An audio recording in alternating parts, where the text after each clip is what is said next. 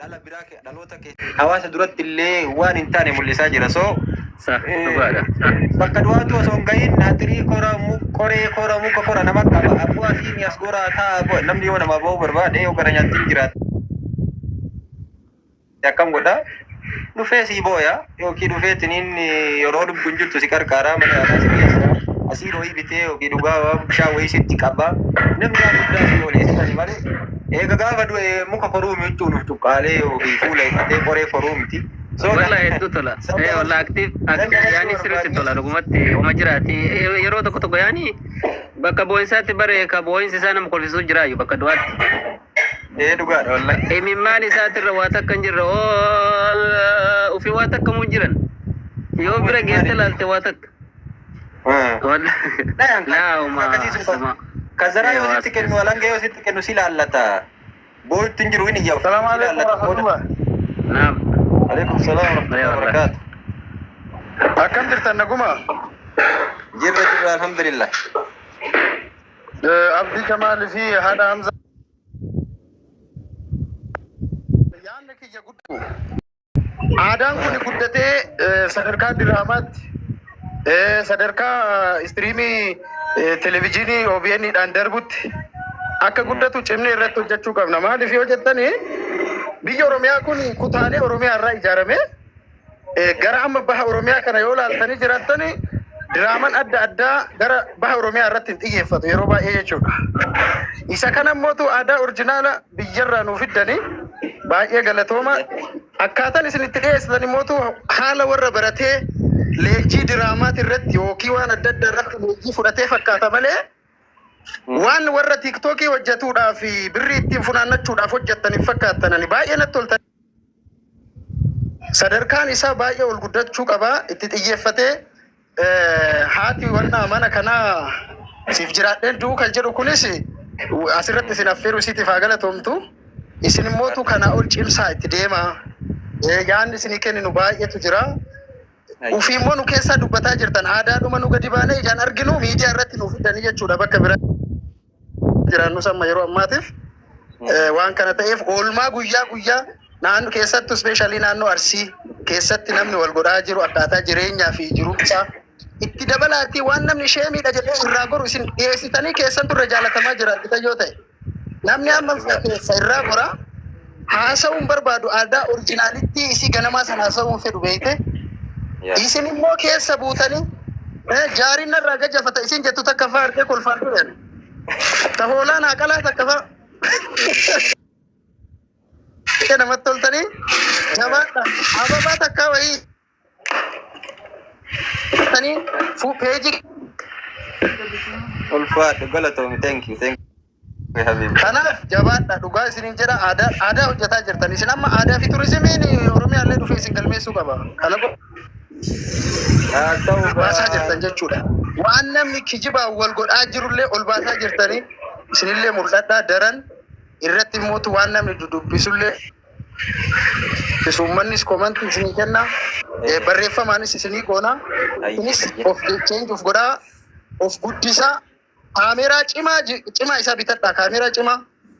Kaameramaan illee nama cimaa ta'uu qaba. Isaanii maal jedhanii gaafataa jiran jala kanaan jiddumaa waa'ee YouTube isaanii fi maqaa TikTok isaanii ibsaa fi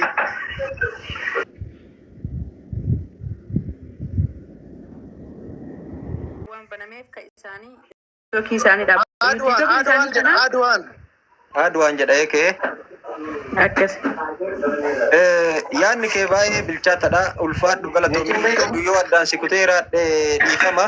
Ifuuf yaada warra maqaa yuutuubii gaafatu. Kanaaf yuutuubii keetillee sirriitti barreessi.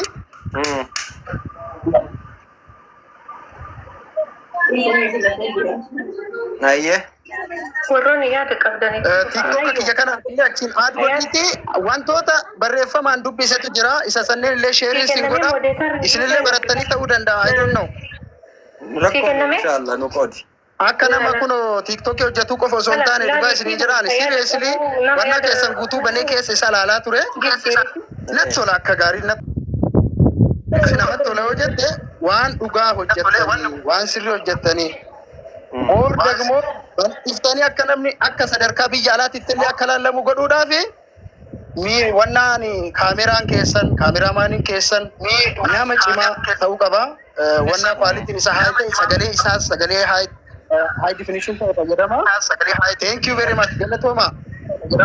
Galatoomii habiibii. Maashaallah akka boleessi kennaa waan jedhe kana hedduu namatti tola jechi isallee baay'ee gaariidha.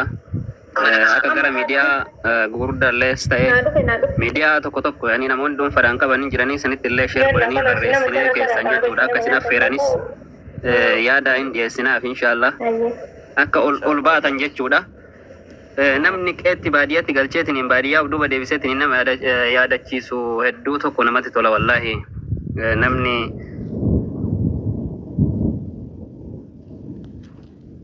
zaan jedha kazzaan yaani baadiyyaatti galanii akkasitti waan karaa irra guddatan karaa abboonni keenya haawonni keenya irra deeman hunda yaadataa deemuun maashaallah baay'ee tokko namatti tola.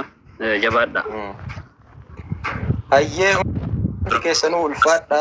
Galatooma. Dabala dhiifama daqiiqaa takka itti fuftaa akkuma amma Adwaan yaadatti jetti irratti baay'ee ulfaadhu galatoomi Sufyaanatillee maaliif wanti hunduu suutan itti dhufama jenneeti malee beekamaadha. Kaameraamaaniin kwaalitiin kaameraa kwaalitiin sagaleedha. Wanti hojjennu kana irratti wanni waan kana hojii kana guddisee ol kaasu wantoota amma ati jette kanadha. Kwaalitiin kaameraan itti waraabamu ol ka'aa yoo ta'e vaaliyuu qaba.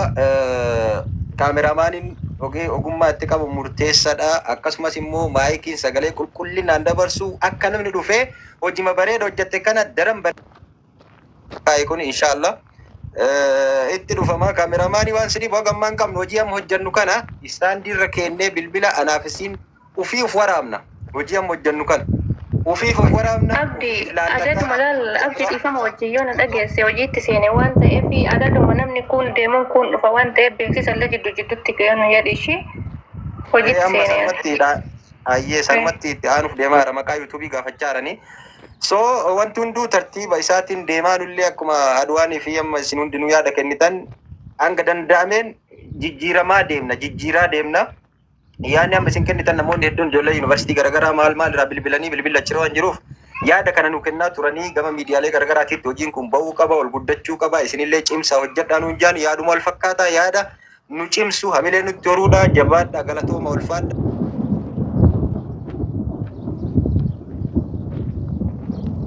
Irratti dabruu fi namoonni diraamaa san hojjetan nu lamaanidha.